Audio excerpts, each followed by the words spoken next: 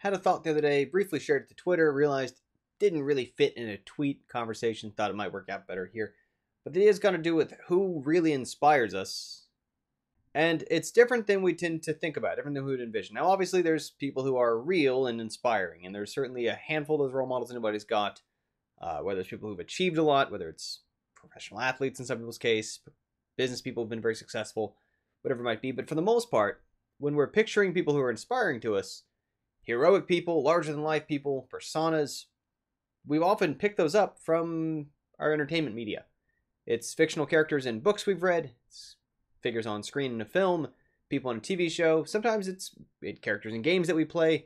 Sometimes it's even just musicians, rock stars, pop stars, rap stars, people who not only present music in its own sort of right, but also present a character that people sort of want to emulate or see strength in, how they stand up for themselves, how they assert themselves. That's part of the value of the craft that they do. Now, the reason I refer to that as the craft is because at the end of the day, what's really inspiring us in those cases isn't really the heroic warrior knight. It's usually the shy writer who put a lot of time, energy, and effort to construct and fabricate that image. Likewise, if you think about the various kind of people who inspire us and what's going on kind of behind the scenes, there's lots of hard work in terms of writing and practicing and playing an instrument, practicing voice lessons, probably many years for people who are singers. And that when we see even someone who's on film, even like someone, a muscle-bound person like The Rock, right? I mean, in a way, sort of a glorified drama kid in a way. And again, I mean, even going back to when he was a professional wrestler, already kind of knew, he's memorizing lines, he was an entertainer, and putting on a show for people.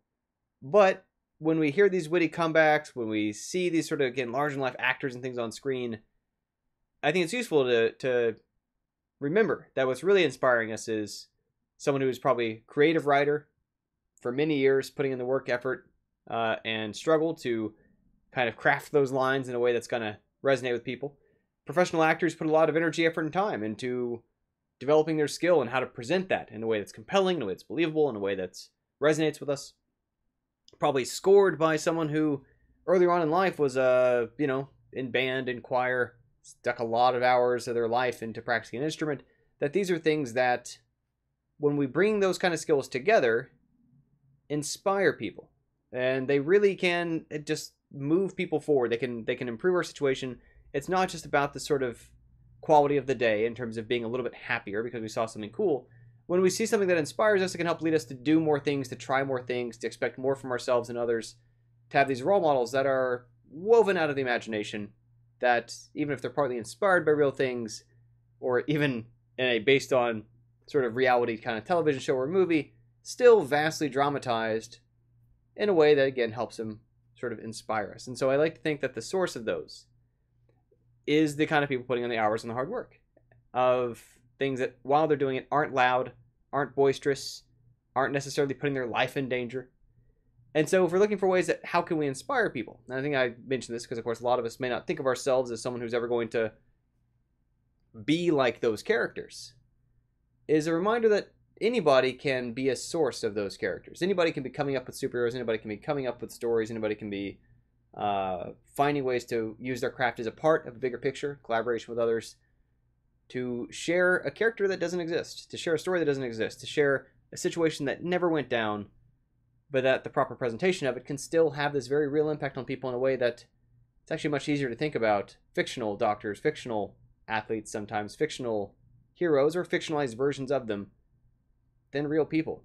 You come up with a name off the top of your head of a doctor who was very impressive, might have to scratch your head for a little bit, but you probably think of some that were on TV that are inspirational by their very existence. Or, same thing goes for soldiers and so on. How many of us actually know some soldiers? And again, it's not at all to discredit, like, absolutely incredibly heroic things happen in people who are working in defense of the country and otherwise, but it's just much harder for people to call off the top of their head these exact details of real people who've done those things as opposed to a character from a film who was presented by, Brad Pitt or Tom Hanks or somebody else and written by someone who's put the work into a screenplay and so on.